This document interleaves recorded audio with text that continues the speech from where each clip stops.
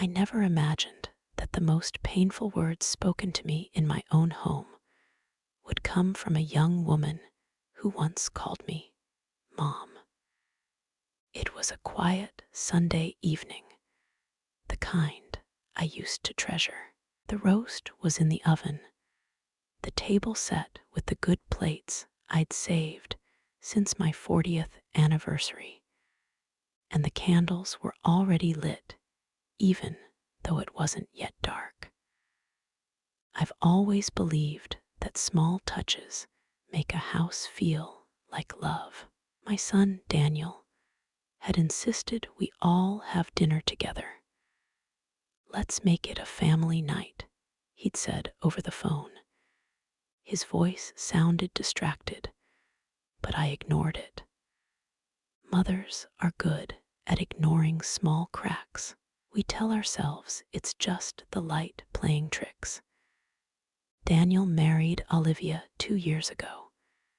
She's bright, polished, always perfectly dressed, even for grocery shopping. I tried to welcome her warmly from the beginning. I gave them the upstairs suite after Harold passed. I told them to stay just until you get on your feet. That was 18 months ago. I never mentioned rent. I never asked for utilities. I told myself it was temporary. After all, Daniel had student loans. Olivia was between opportunities, as she liked to say. When they arrived that evening, Olivia kissed the air beside my cheek instead of my face. Daniel gave me a quick hug, already checking his phone. I noticed these things, but I said nothing.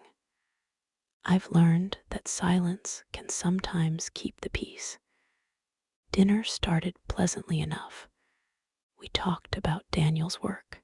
Olivia spoke at length about her mother's new kitchen renovation: Italian marble, custom cabinetry, imported lighting fixtures.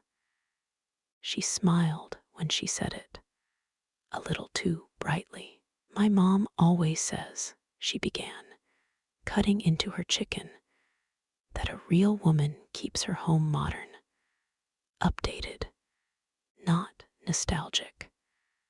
I felt the first sting then.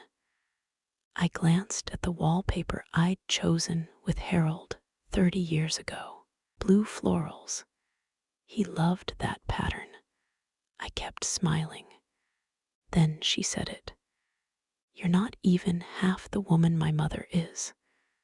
The words landed softly in the air, but heavy in my chest. Daniel froze, fork halfway to his mouth.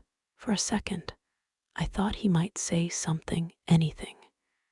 He didn't. I placed my napkin on the table very carefully.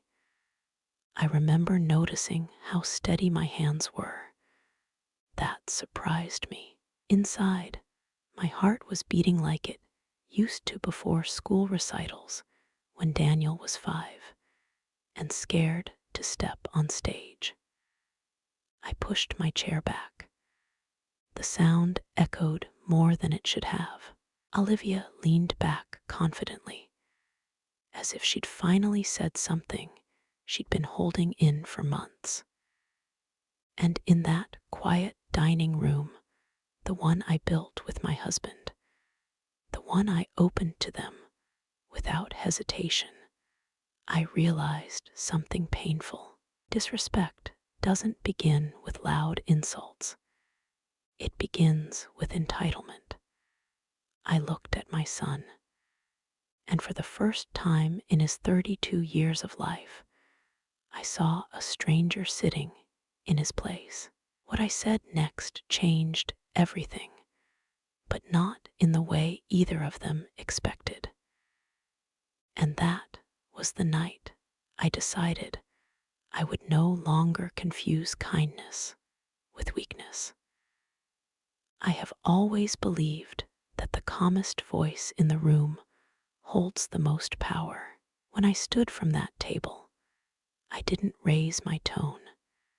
I didn't slam my hands. I didn't cry. I simply looked at Olivia the way a teacher looks at a child who has just revealed more about herself than she intended. Then I said gently, "That may be true, dear. And if your mother is such a remarkable woman, perhaps she can begin covering your living expenses." Daniel blinked. What? I turned my eyes toward him. The utilities, the groceries, the mortgage contribution, the insurance, all of it. The word mortgage seemed to hang in the air like smoke. Olivia's smile faltered.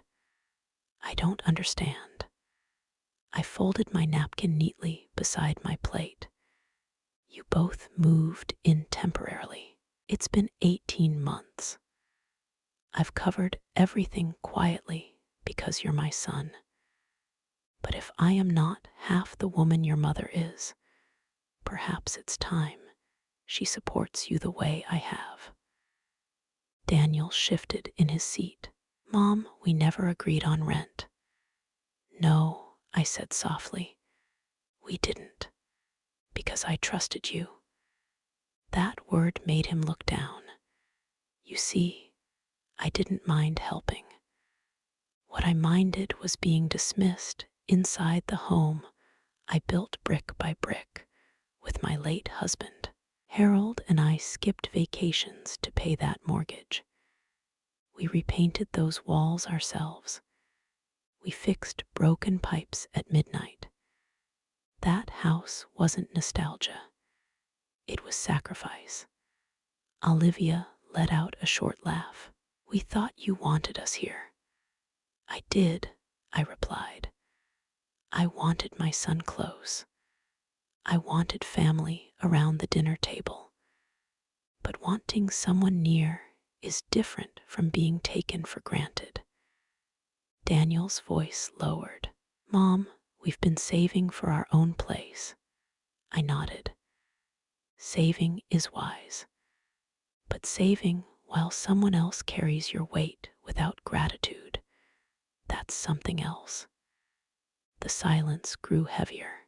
Even the ticking clock on the kitchen wall seemed louder than usual. Olivia crossed her arms. Are you asking us to leave? There it was, the pivot. I took a deep breath. I'm asking for respect and accountability. Daniel rubbed his temples the way he used to when math homework frustrated him. This feels sudden. I almost smiled at that. Sudden, I repeated. Disrespect is never sudden. It builds quietly. I've watched it build. There were the missed thank yous, the complaints about my cooking, the redecorating suggestions, the late night parties without asking, the way Olivia referred to the house as our place in front of her friends. I had swallowed each moment because I didn't want conflict. But sometimes peace becomes permission. Olivia pushed her chair back slightly. My mother would never charge us. That's wonderful, I replied. Then perhaps she can host you. Daniel looked between us, panic flickering in his eyes. And for the first time since they moved in, I saw him realize something important. This wasn't about money. It was about boundaries. I walked toward the kitchen sink, pretending to rinse a clean plate just to give them space to think. My reflection in the window looked older than I felt, but stronger too. Behind me, I heard Daniel whisper, Liv, maybe we should have talked to Mom. But Olivia wasn't whispering anymore. She said something that made my hands tighten around that plate. And that was the moment I understood this dinner was only the beginning. There are moments in life when a single sentence reveals the truth you've been refusing to see.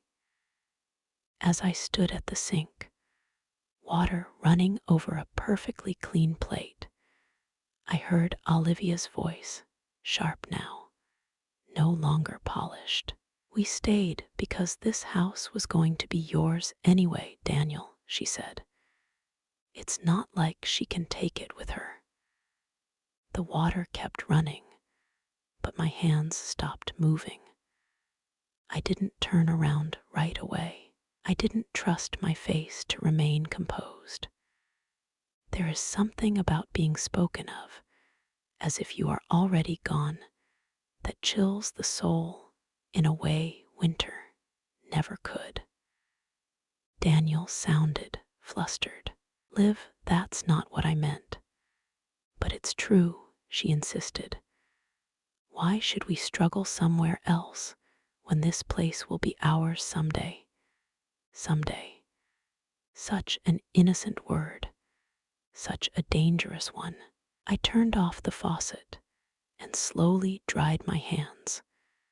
When I faced them, I wasn't angry.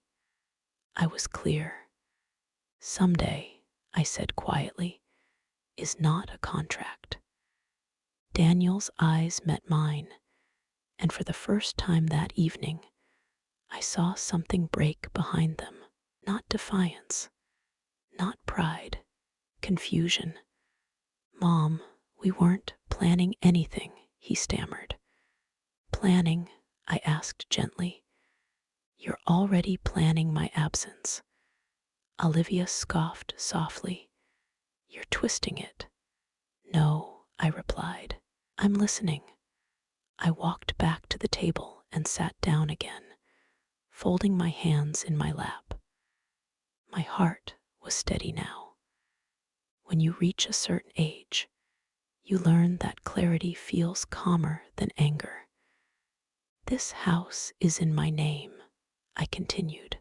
"Your father and I paid it off 15 years ago. I have a will, but that will reflects gratitude and relationship, not entitlement."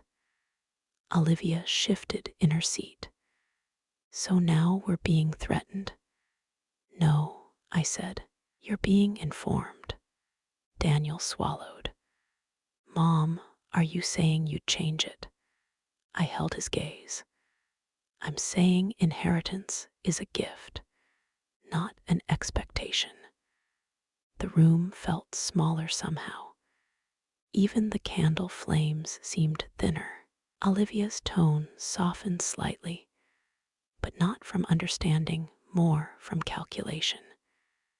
"We just assumed families help each other." "Families do help each other," I agreed. "But help is built on mutual respect, not silent countdowns." Daniel stood abruptly and paced toward the living room, running his hands through his hair the way he used to after losing a basketball game in high school. "Why is this happening?" he muttered. I almost answered, because I let it.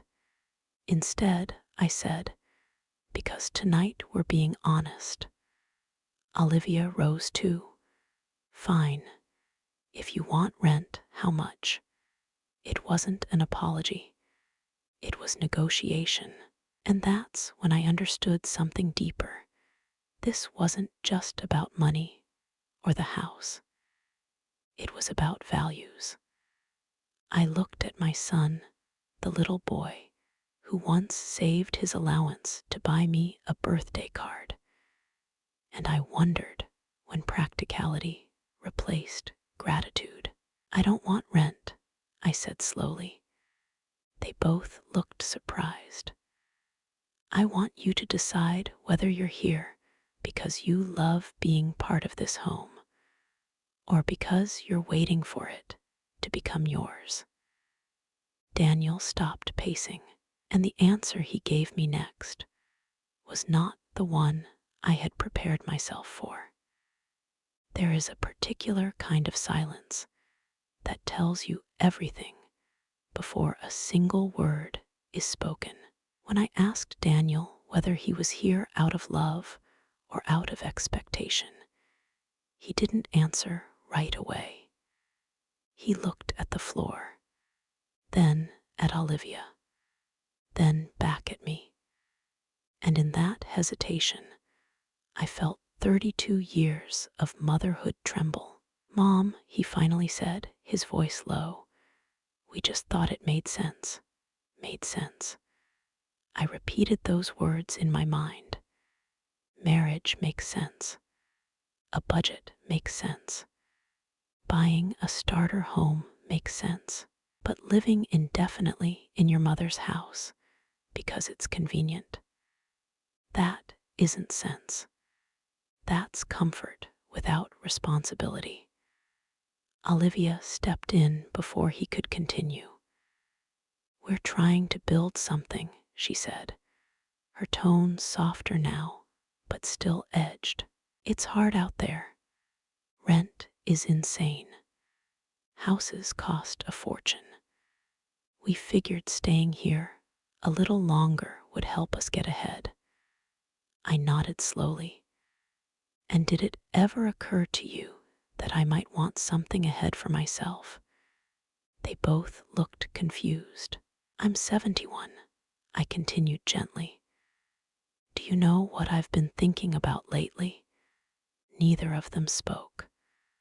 "I've been thinking about taking a trip, maybe the Pacific Northwest. Your father and I always wanted to see the coast there. I've been thinking about downsizing, maybe moving into a smaller place with less upkeep. I've been thinking about joining that art class downtown." I paused, but I postponed all of it because I didn't want to disrupt your plans. Daniel's head lifted slightly. "You never told us that." I smiled faintly because I didn't want to feel selfish. The word hung in the air like a confession. Olivia crossed her arms again. "So now we're selfish." "No," I said calmly. "You're young. Young people assume time is endless. But at my age, I don't measure life in decades anymore. I measure it in seasons." That seemed to land. Daniel sat down slowly. "Mom, we didn't mean to make you feel stuck." "But I am stuck," I replied, not accusingly, just honestly. "I feel like a guest in my own home sometimes." The kitchen cabinets were rearranged. The living room furniture was moved. I hear plans being made about future renovations. Olivia's cheeks flushed slightly. I swallowed it, I continued, because I thought keeping peace was more important than speaking truth. Daniel looked at her, then back at me. "What are you saying?" I folded my hands again. "I'm saying I need my life back." The words surprised even me with how steady they sounded. Olivia scoffed softly. "So you're kicking us out?" "I am setting a timeline," I corrected. Daniel's shoulders stiffened. "What kind of timeline?" "One that gives you dignity," I said, "and gives me freedom." The candle on the table flickered as if the house itself were listening. "I'll give you 3 months," I said gently. 3 months to find your own place. I'll even help with the deposit." Daniel stared at me as though I had just changed the locks already. Olivia's expression hardened, and what she said next told me this wasn't going to end quietly at all. I had expected resistance.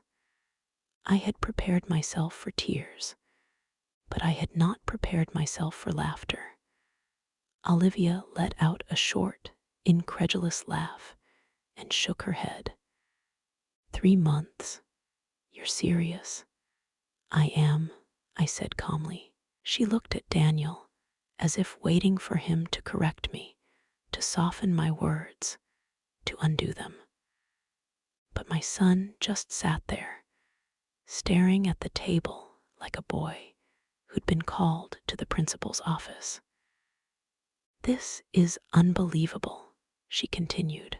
After everything we've contributed. I tilted my head slightly. What exactly have you contributed, Olivia? Her mouth opened, then closed again. Daniel finally spoke. Mom, that's not fair. We help around the house. You load the dishwasher, I replied gently. Sometimes. He flushed. I wasn't trying to humiliate him, but truth, when spoken plainly, can feel sharp. Olivia stepped forward. We've brought life back into this place. That sentence struck me more deeply than she realized. Life back into this place. As if the years I spent here after Harold passed were empty. As if the quiet mornings with coffee by the window were lifeless. As if grief was absence instead of memory. This home has never been without life, I said softly. It held love before you ever walked in. Daniel stood abruptly. Can we just calm down? I am calm, I replied, and I truly was. The strange thing about setting a boundary is that it doesn't feel explosive. It feels clarifying. Olivia's tone shifted again, this time lower, colder. If we leave, don't expect things to be the same. I met her eyes. They're already not the same.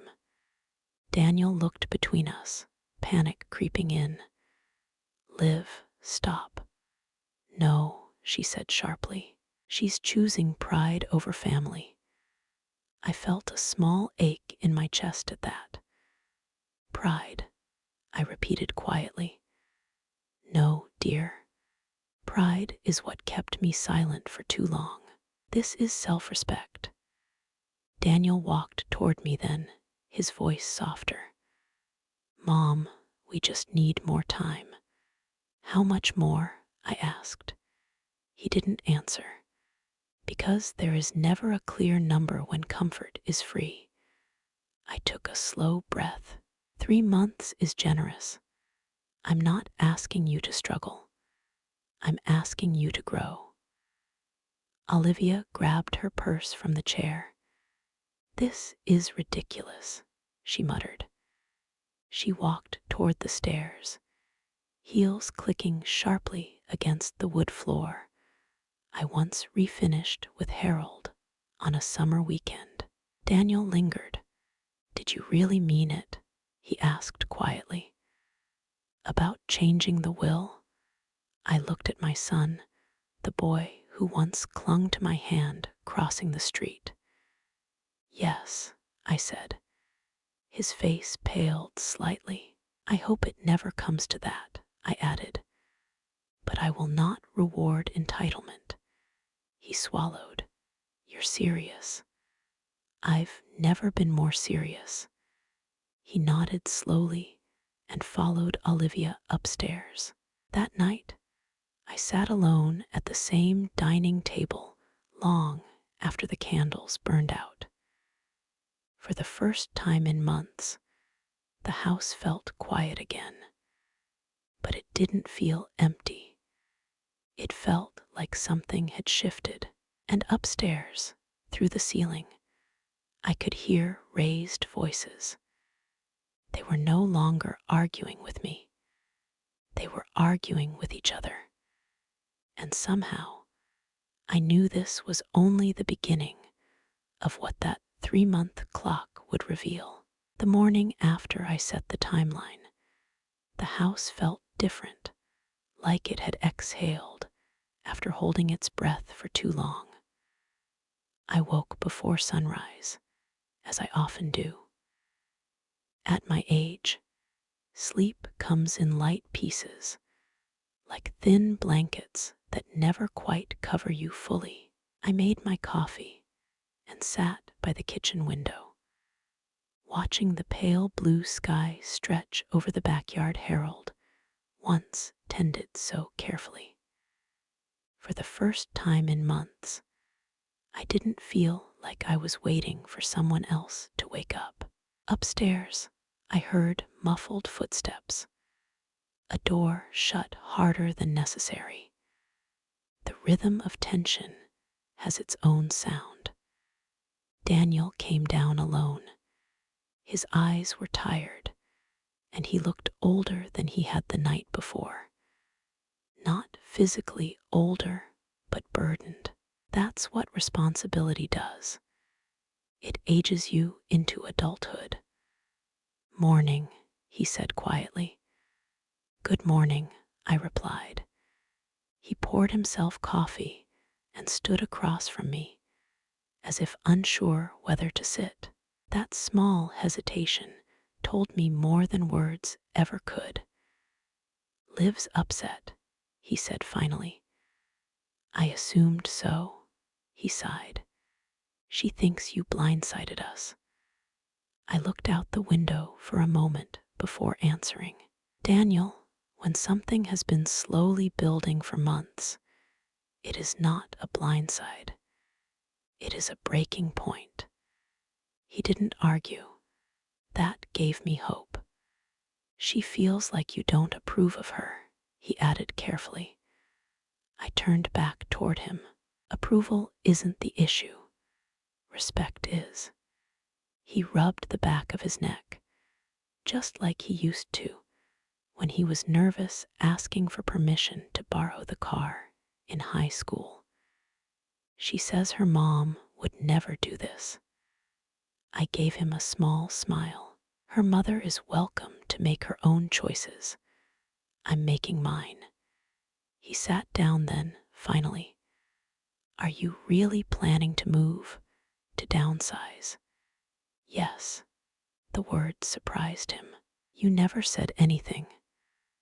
"I never thought I was allowed to want something different," I admitted. "I thought my role was to accommodate." He looked ashamed. "I don't want you to feel pushed out," he said. "I'm not being pushed out," I replied gently. "I'm stepping forward. There is a difference." He stared into his coffee. "It's just, everything's expensive. We thought staying here would help us get ahead." "And it has," I said. "You've saved, you've planned. But at some point, help must turn into independence." He nodded slowly, absorbing that. Upstairs, I heard Olivia moving around again, drawers opening, footsteps pacing. "She thinks this is about her," he muttered. "It's not," I said softly. "It's about me." That seemed to settle in his chest.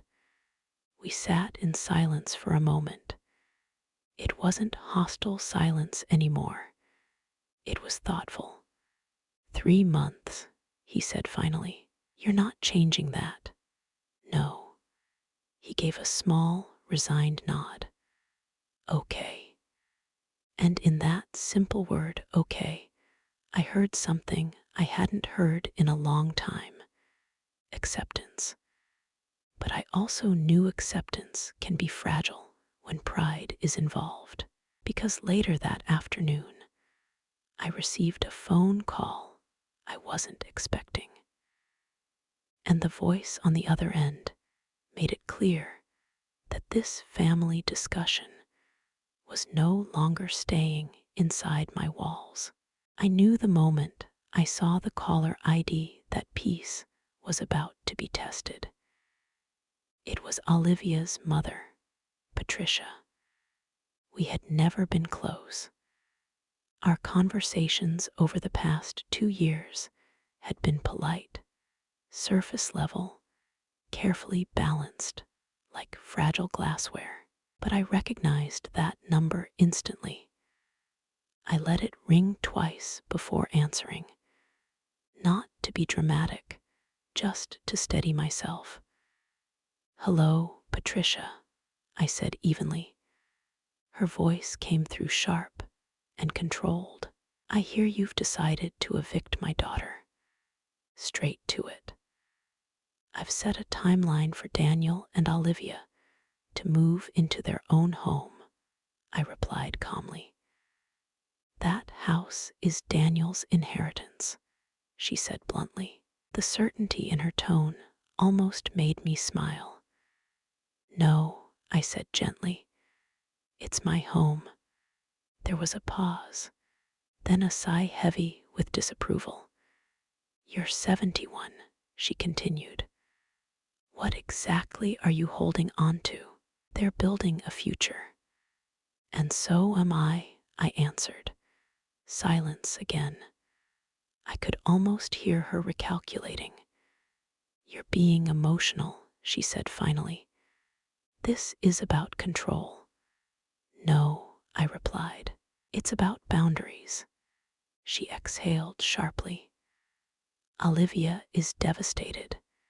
She feels unwanted." I looked around my kitchen, the same kitchen where I had welcomed them, fed them, folded their laundry when they were overwhelmed. "Unwanted," I repeated softly. "I have given them shelter, time, and freedom to save. Wanting them to stand on their own is not rejection." Patricia's tone hardened. "Families support each other." "Yes," I said, "they do. And support is meant to strengthen, not create dependence." She didn't like that. "You're risking your relationship with your son."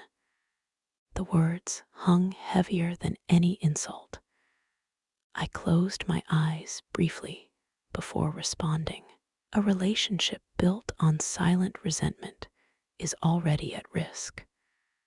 There was a long pause this time. Then she said something that surprised me. "You're lonely," she stated. "You don't want to be alone again." Ah, so that was her theory. I looked at the sunlight spilling across my dining table. "I was alone when my husband died," I said quietly, "and I survived. I am not afraid of solitude. I am afraid of being invisible." She had no immediate answer for that. After a moment, her voice softened slightly, but only slightly. "They're young. They need stability. And stability comes from responsibility," I replied. The call ended without warmth. I sat there for a while after hanging up, not shaken, but reflective. For years, I had tried to be the agreeable one, the accommodating one, the mother who made things easy. But ease is not the same as love. Later that evening, Daniel came home alone. Olivia had gone to stay with her mother for a few days. He looked exhausted. "She says you humiliated her," he said quietly. "I spoke truth," I replied. He nodded slowly. "She wants me to choose." Those words tightened something deep in my chest. "And what do you want?" I asked gently. He didn't answer right away. Because sometimes the hardest choice isn't between two people. It's between comfort and growth. And I could see in my son's eyes that he was standing at that very crossroads. The hardest part of motherhood isn't raising a child.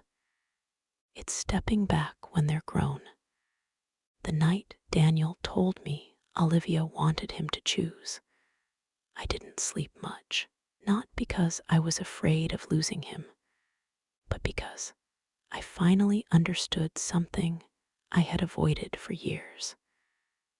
Love that demands silence is not love, and love that requires you to shrink is not loyalty. The next morning, Daniel sat across from me at the kitchen table again. The same table where he used to spread out his homework, where Harold once balanced checkbooks, where birthdays were celebrated and tears were wiped away. "I went to see Olivia," he said quietly. I nodded, waiting. "She thinks you're testing us." I folded my hands. "I am." He looked up, surprised by my honesty. "I'm testing whether you're ready to stand on your own," I continued gently, "not whether you love me." He stared at the grain of the wood on the table for a long moment. "I've been comfortable," he admitted finally. "Too comfortable." That word again. Comfort can be a blessing, but when it turns into avoidance, it quietly weakens you. "She wants me to ask you for more time," he said. "And what do you want?" I asked. This time, he didn't hesitate. "I think we should take the 3 months." Something inside me softened. "Are you sure?" I asked. He nodded. "I don't want to feel like I'm living off you anymore. And I don't want you feeling like a guest in your own house." It was the first time he said it out loud. I reached across the table and touched his hand. "I never wanted to push you away." "I know," he said quietly.